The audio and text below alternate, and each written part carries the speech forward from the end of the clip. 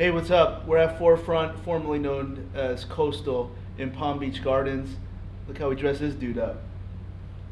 Hey, so Brendan and I might be getting used to this in terms of these types of film. We're in the Bay, and we're going to look at some things on gears, which Brendan will show you when Tim takes some hacks and also uses some other types of methods that I think are very, very common in golf training, but I'm not so sure where we should position them in terms of good, better, and best.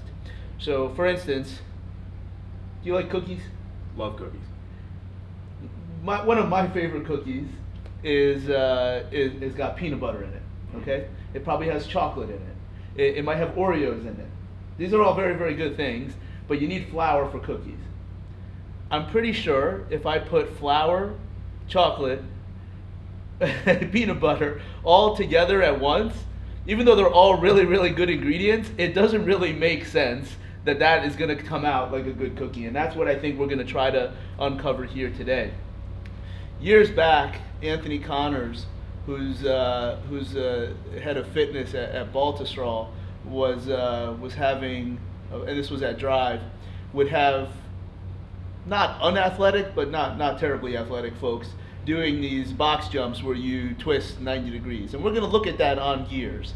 And I would look at it and I'd be like, that scares the hell out of me to see like some dude in his late 40s barely getting up to an 18-inch box. But that's what I think. I think that choice is like putting flour and peanut butter together to make a cookie. Just because there's vertical thrust and rotation in the golf swing doesn't mean that putting them together actually does something useful for the golf swing. Now let me make something perfectly clear. There's nothing wrong with jumping and twisting as a general skill. I don't think that's why people are doing it. I don't think that's why people are enamored with it in terms of getting into a golf training approach. I think they're enamored that somehow just because you do vertical jump and twist, if you do them together, somehow it works. So here's what we're going to do. We're going to have Tim take some swings, and Brendan will comment and take a look at the data, which is through gears, which is really going to help us understand sequence, joint positions, sometimes angular velocities. And then we're going to look at the jump on this very box that I'm sitting on. And we're going to see what the truth is, because I don't think they're anywhere close. And I'm sure you'll still do them, and because you don't want to be wrong, but you're going to start to see that there's probably these two movements have really nothing to do with each other.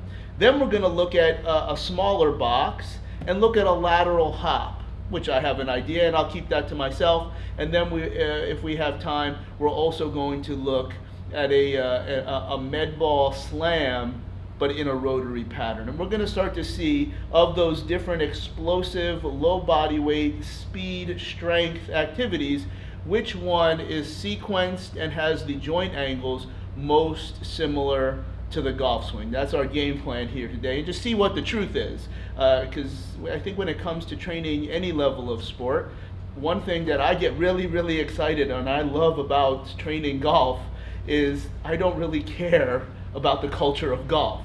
And that's going to be my MO. No matter how much my Nike golf shirt costs, I don't care. So many people actually care about what it looks like and what it feels like and if something is golfish. Let's find out the truth. And then we can also take this exact same little mini fake study and do it on force plates and actually see if the exercises that we're choosing, do we have any reason to believe they would have carryover other than this whimsical link of something that looks like it has flour and peanut butter, and we're just going to mix it together. I don't know if that always works out. Does that make sense? Makes a lot of sense. Perfect sense. What do we need to do here, Brendan, to get Tim set up to take some wax, and we're going to learn on what we see on gears? So what we're going to do first is we're going to capture a swing from Tim. We've got them all wired up here in the gears system. For those of you not familiar, gears is sort of the preeminent 3D motion capture platform available in the world. We have it here, and we're going to use that data and look at that data, and then we're going to analyze some of the movements that Charlie talked about. And what we're going to look at is just some very general, we're not going to get too deep in the weeds on the actual specific numbers, but we're going to look at how we're sequencing in both movements and perhaps why or why not a certain exercise matches some of the things Charlie was just talking about as far as We don't know what's going to happen, right? Like we don't. haven't done this before. This is just me running my mouth. This tape may not even exist. Yeah, might be the this last is just tape. me running my mouth and trying to understand the truth of something that doesn't make sense. But if I have a perspective that's a little bit different than what infiltrates most of golf training, that's what we're trying to figure out. So do you think we can get closer to what I'm trying to understand here with gears? Absolutely. All right, then. And remember, there's nothing wrong with any of these other exercises. I'm saying that they don't have the carryover that people think. You might still want to do it. There's nothing wrong with it as long as it looks good and it's safe, even though the whole idea of it looks a little creepy to me. You have 2 opportunities to twist both knees, and it doesn't. And I'm sure the evaluation of tibial rotation, internal, external, on both sides, always premier, of course. So, And all right. I think one of the important notes of that, real quick, is a caveat. Tim, he would admit, is not a what I would call an elite golfer. He's elite at many things. Golf is not one of them. But the important note there, He's not garbage. the important note there to understand. And he's wearing a Titleist hat, so that makes it good. Because the important note there is we get to like specificity and why we'd be using a certain exercise and who we're using it with. You're not going to see, and we can even look at in 3D the patterns of an elite golfer. But it's important to note if you're using these type of exercises, who are you using it with and what's the application? Tim, being a very good athlete but not a great golfer, this may actually be patterning something we don't want in his golf swing, and vice versa with the elite golfer. We may be working against what makes them explosive and good already. So kind of filling in what Charlie's talking about on specificity and why we're doing things. There's different reasons with different levels of player that you may or may not want to do it. Because I see a lot of people seem to be using this to try to build a pattern. And like Charlie said, general power work is great. General lower body power work, explosiveness is an important characteristic. But if you think you're using this to make somebody longer in their golf swing, I'm going to have the hypothesis that that's not correct, and we'll talk about why. So we can take it away from golf, yeah, and maybe live more in my wheelhouse. If we're doing something to increase a general quality, in theory, particularly when it's explosive, that's rate of force development and that's connective tissue, particularly of the tendons. That means a whole lot, but basically those are the 2 things that are going to get you more explosive and improved performance. To some degree, the movement doesn't matter to a point. Anytime you're training strength and power and add something in the transverse plane, rotation, you are automatically lowering the ceiling for maximal output. You might be getting closer for carryover to something, but there's very, very few movements or very, very few apparatus that you can use and still be in the transverse plane and have just as high or close to as high of a ceiling as you would in these other general skills. Just jump straight. Like that's all I'm saying. If you're trying to, you like when you say you want to hit it longer, just jump. And now again, as another layer, I'm not sure a box jump is the answer. With a lot of high-level athletes, we have gotten to broad box jump. And again, another day, another time. But there is no rotation. Now, you could do lots of rotation in your warm-up. Your warm-up is going to set you up to get longer with other things. So again, I have to be clear, and if I say it multiple times, it's usually important. There's nothing wrong with jumping with a twist. Yeah. You will never jump as high or as fast with a twist as you would just jump in the sagittal plane or even just the frontal plane, which we'll look at. Yeah, I think there's better tools for maximal specific power output, being med ball being an easy one. I think that's exactly. if you want to do rotational power work. You're training the brain. That's going to be more effective. So we'll talk about that. All right, let's. What do we got to do here? All right, so let's get Tim set up. Charlie, you want to move out of the firing zone. Tim is set up here, and you're in the right position there, Tim. So, Tim, when I say go, you are clear to fire away. Have at it.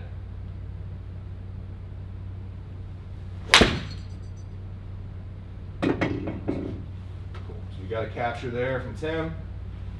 Again, we will look at this shortly, but I want to get right into the other data we're going to capture. So Tim, go ahead and let me have that there. You have the golf club a bit away from you. And Tim, arms out straight for me.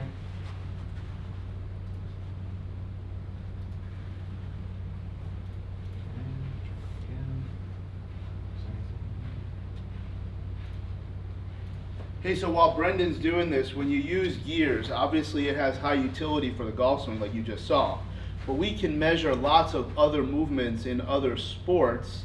And at the very, very least, something that would be very, very important from the medical side is that you're fine and we may not even learn anything that has a direct impact on your training. You have a brilliant return to play protocol foundation, meaning you better come back in here and be as close as you can to your original stuff when you're back to play. And that's a big piece that's missing, particularly in youth sports.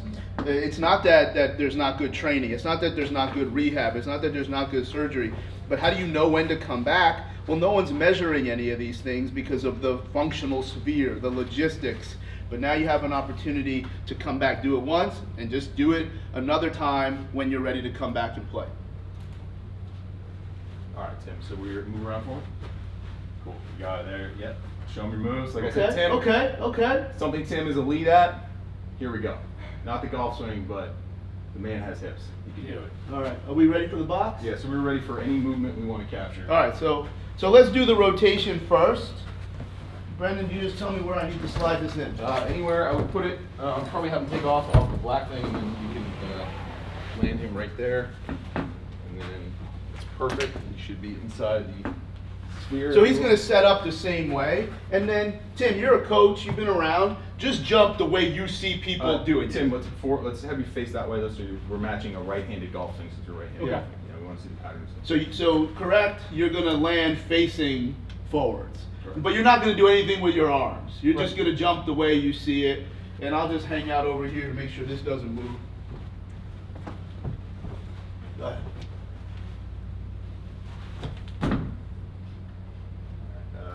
I gotta capture that one more time, Tim. Sorry, we left it hanging there too long. Good. All right. Just put your arm straight out for me one more time. All right, cool. Back in business. And you are clear to fire whenever you're ready. Awesome. Down. Got a good capture there. Awesome. Perfect. So what we're going to do a little bit later in this video is compare the numbers that we see here with that golf swing. And again, in my hypothesis, I don't think they're going to be anywhere close. All right, what's next, Brendan? We're going to do the lateral hop? Let's do a lateral hop so you can get that out of the way. Get the layer out of the way. And now, we're not coaching Tim up on this. He's just going to do a lateral hop. Tim, just give me another skeleton for me. Okay, we're ready to go. Hey, I want to do this one twice. Okay. We're going to do it here, but I'm going to make it a little longer so that you have a little bit more ground, and I'll explain why I think that might be interesting when we interpret the data.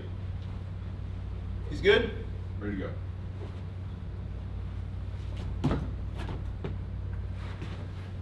Hey, let's do it again. Give me left foot to left foot. Left foot to left foot. In the nomenclature, same foot to same foot is hop. So this is in the frontal plane, lateral hop. I think you just did a lateral bound or a lateral leap. All right? Because we got to make sure we're all talking the same language. Push you up again real quick. Yeah, there we go. Okay. Whenever you're ready. Good. Now, when you go longer, don't worry about sticking it, because we're just looking for what would be close to happening at impact. We just captured an ankle explosion. So if you need to walk it off or do double landing, that's fine. One more. Fit me one more time, Tim. There you go. You're ready. All right. Whenever you're ready.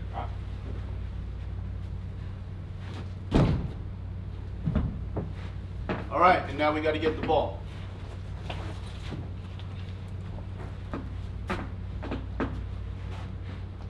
A little weird there on the landing. That's all right. But if it's weird on the landing, I don't think that's a big deal. We're looking at what's happening at impact. Exactly. All right. So Brendan, does he need to throw it on the green? No, he can throw the ball. Doesn't exist as far as that's concerned. Got it, got it. I do need to fit you though without the ball. So put the ball down. And again, the reason for so much calibration in the gears thing, anytime you're dealing with a fine instrument that's measuring down to the millimeters, obviously calibration is important. Sure, sure. All right, ready to go, Tim? Brendan, if we weren't changing the movements, would we have to go through all this? No.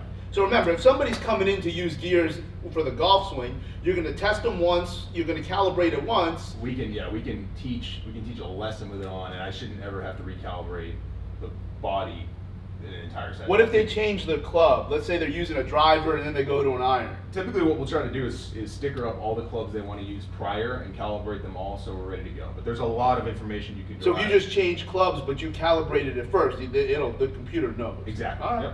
Yep. We can store it all in there. All right, Tim, whenever you're ready. We're just doing overhead. Hey, so let's do. So no, it's going to be rotational slam. Okay. So you're winding up, bringing it this way, Yep, but you yep. do it any way you want. Gotcha. Like you do whatever you want with your upper body. Yep. Because we need to be consistent. We didn't coach you on to do anything. Mm-hmm. All right. We good? Yep.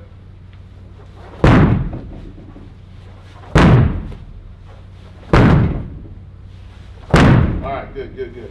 So we're most interested in when he did it to the left.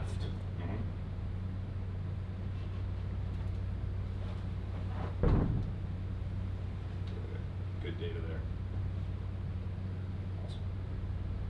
Cool. All right. So Brendan, what can we get at here quickly in terms of putting these side? Can we put these side by side? Is that possible? I can compare. Or how about this? No, I can. Yeah, You no. can. And then you got it. You're because you know how to read it. You have an idea of what I'm looking for. So what do we want to see first? So we'll go. So what would be something interesting to look at between because the two that I most care about is the golf swing and this rotational jump. What would be crucial? How about the pelvis and the hips? Okay, so there's. Oh, that was an early one. Sorry, that was him. That was a trial. Let's see what we got here. There we go. Okay, cool. All right, so that's the one. All right, so few things here I don't love. So start up. What don't you love about it? Were we too sloppy with measuring? No, Or is there I something- think I'm talking from a golf. I'm already getting in terms of things I You're don't. giving your opinion. Giving my opinion. All right. So, and again, Tim, not an elite golfer, so some of the things we're seeing in his swing, I would consider things we'd want to clean up from a golf swing standpoint. However, one of the things you'll notice first, and I think this is probably the most misunderstood thing in the golf swing, Look at his left foot. is Tim is loading to rotate to jump. He's in kind of a full squat and then an extended rotational position, obviously landing on a box. So I think the most obvious thing is that he's projecting himself forward in a motion that really should exist in more of a circle. So in the best players in the world, or the most explosive players in the world, hard decelerate on their front side. Their front hip breaks, and that's where they get a lot of their speed from. Obviously, this jumping person is not decelerating really at all until he lands in the box. So we're really not getting any value out of front side deceleration. And we've got both legs essentially working together, whereas in the golf swing, we're going to see a lot more. Here you'll be able to see it. There's a tick-tock nature. So you see Tim's left hip here. Let's get above him here. So we're getting above Tim here. So if we see Tim's pelvic position down This here. is it. You're never going to see that. So you see. Not even close. So you see Tim's his hips are projecting forward and rotating in this position here. So we've got joints here.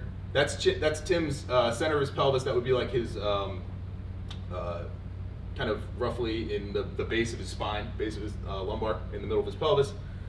Here we see it projecting forwards and out, whereas here what you're going to see in elite players is them moving backwards with that centerpiece. So not a whole lot of valuable transference there at all, really, what I would say. Hey, put that into like one or two sentences.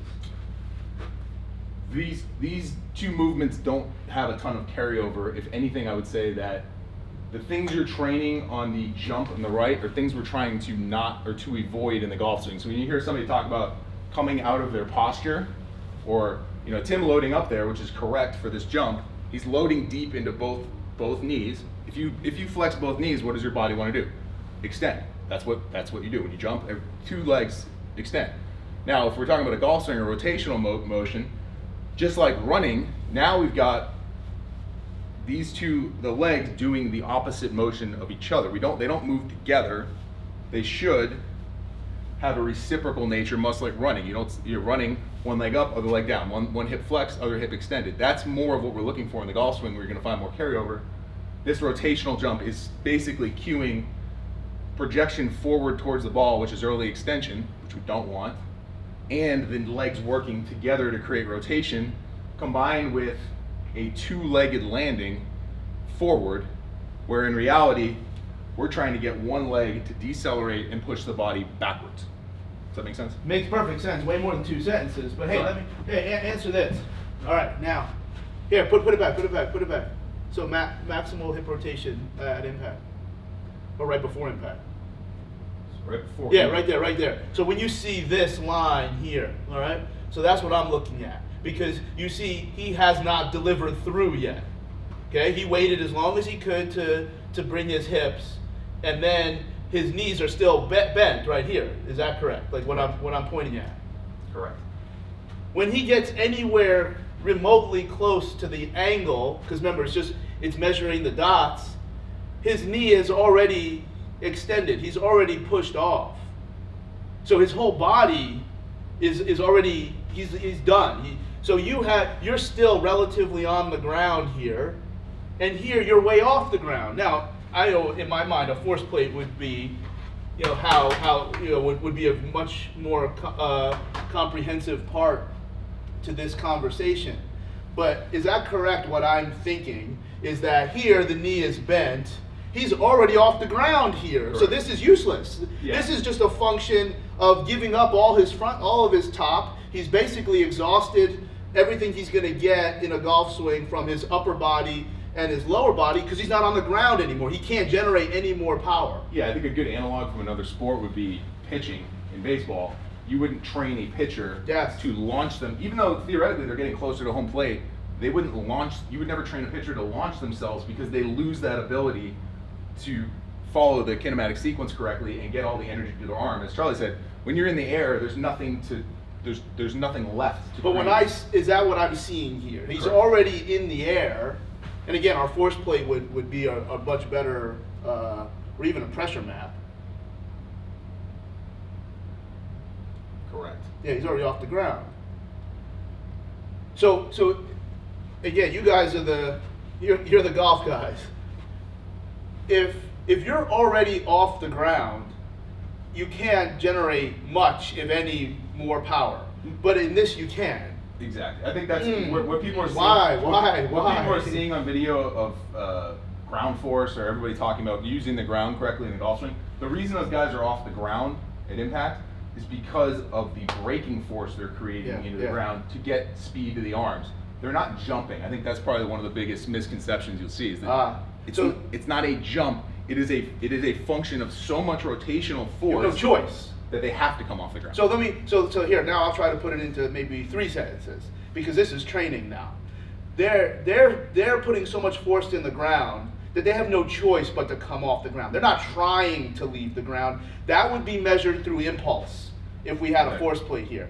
But now from a training, well then why do we do jump training? Why do we do Olympic lifts? Why do we do mid-thigh pulls where you're pulling up when you're actually just teaching to push down?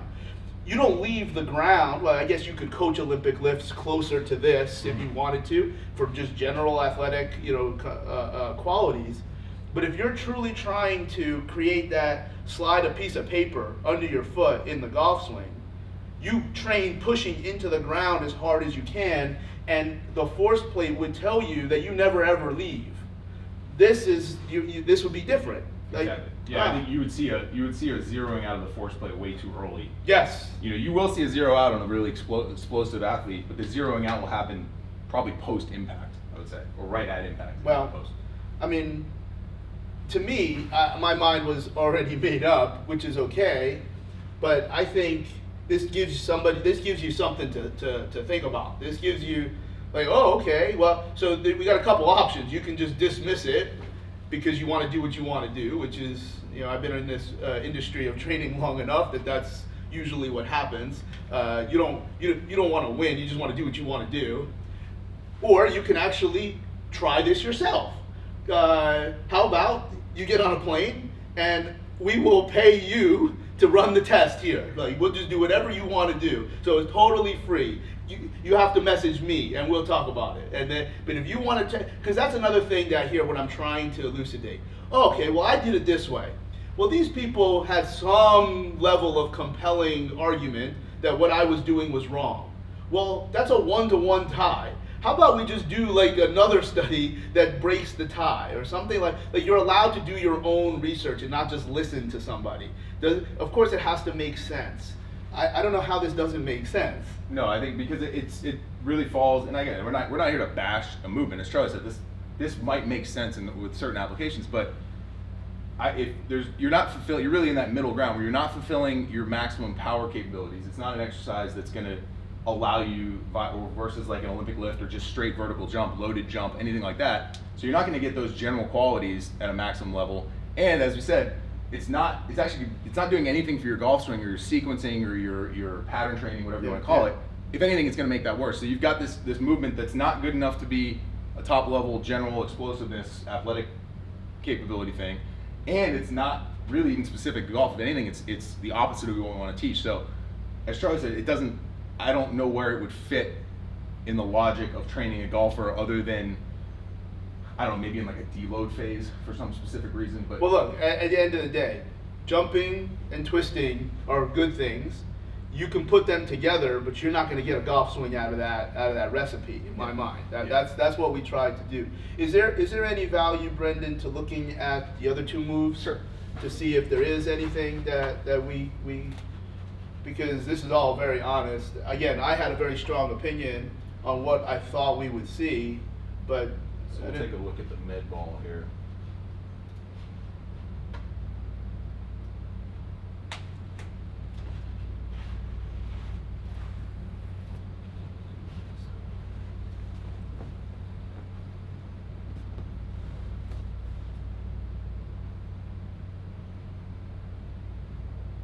So this is a rotational slam for Tim here. And what I like, or the elements that I'm going to like a little more, is Charlie said, again, it's not specific. We can get nitpicky about if it's a sequence, but the big important things are happening. He's getting taller in the backswing, or the upload, whatever you want to call that, which is the same thing you're going to see in elite long drivers. It just makes sense. If you want to jump higher, your pre-move is going to be up, not down, down, down, up. So that makes a lot more sense from a movement standpoint. And then Tim's feet, when he's imparting the maximal force on the ball, his feet are on the ground.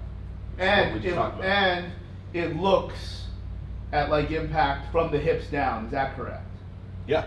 Now, you might want to coach that front side. You might want to coach where that heel is on the back side. But from the hips and pelvis, to me, that looks similar. Those look a lot closer. Again, and you tell me. I don't want to keep saying because it's easy for me to say I don't know what I'm talking about.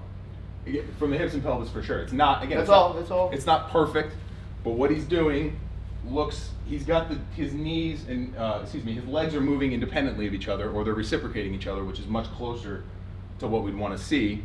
And he's moving the mass of his pelvis backwards, which is what you're going to see the longest hitters in the world do. Brady, you used a couple words before to describe like that this rotational jump doesn't have carryover. Well, basically, something either enhances or diminishes motor skill acquisition. Okay, and the three rules of motor skill acquisition is that it has to elucidate the error, like exaggerate the error. You actually have to have right and wrong, and meaning a standard. Now you can pick the standard; it can be for anything, and the standard is typically emotionally based, like something that's successful or not. Did the ball go where you want it to go, and can they do it on their own?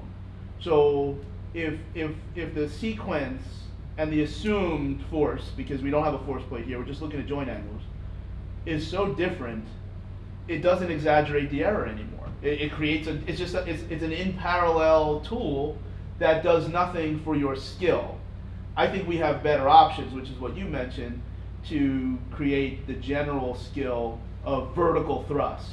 And that just goes back to I'm trying to be silly. You can't put flour and peanut butter together. It doesn't always work. That's what this is. Because, again, vertical thrust, huge component. Rotation, huge component. Putting them together doesn't get you the same endpoint. So, I would use the vertical. I would use the jump with the rotation, maybe going up and down. Doing some kind of 90 or 45 degree rotation. Even if you jump as high as you can and spin 90 and land, or maybe if you can even spin 180 or even bigger, if you can get up in the ground and rotate. That's just a warm up. That adds a little bit of complexity to the central nervous system, which is a key place for warm up. But no one is going to hear me say that and think that oh, it's okay to do. We'll just do it in warm up. You still have better choices. Exactly. It's like you're trying to fit something that you're married to into this training approach. This I'm not sure, because it looks scary for most people. You want to take a stud athlete, they can do anything and make it look good. But this is not a good option. Yeah, I think that's another factor you're not thinking about too when it comes to power training is if you do this with a 55-year-old untrained adult, they're not focused on maximum force capacity. They're focused on not falling off the box. So like you're not even getting, it's a big component of power training is if there's so many safety levers on that the person can't express any force at all, they're just trying not to fall down. Again, this is, if we want to hold another topic of Bosu ball type stuff, but if we're trying to land on a surface that somebody's not particularly familiar with, it's not going to really derive any power anyway. They're basically just trying to survive the exercise, which I don't think is the goal of much we're doing. So I think we didn't really look at the bounding, but single leg to single lateral bounding would make a ton more sense to me. Well, how about this? When you guys see this video, obviously it'll be in a couple different parts. Please put your comments. My offer stands for you to do the same test so you can see if you think that we were somehow biased or we didn't do this correctly or you'd like to see others. But put in the comments of what you would like us to show you with gears. It can be very, very specific to golf, or it could be the honest questioning of the general skills that we think can add to both technical performance or the general qualities of work capacity and force velocity for the game of golf or for other games. I think that we can do.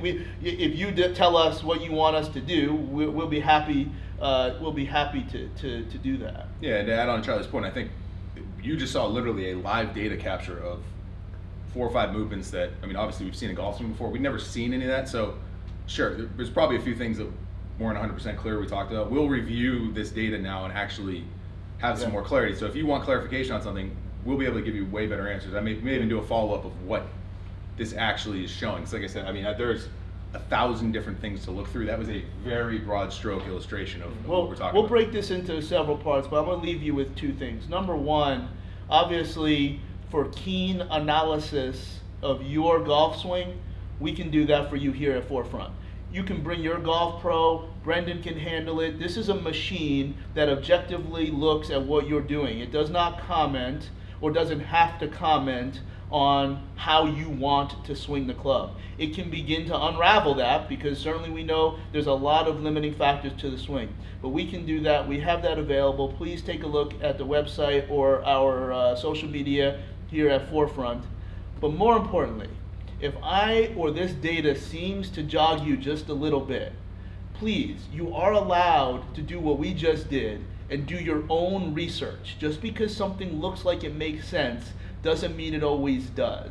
How aggressive you want to be in that process, but I'm not saying this to tell you that you made a mistake. I'm showing you this so you can do it a better way. I hope that makes sense. And there's no end for that. You constantly have a healthy criticism of whatever it is that you're doing. I think that can help us get us where we want to go.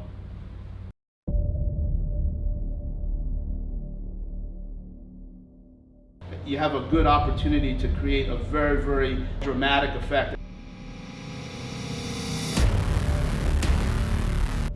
that can lock in and allow you to throw something real big over your head.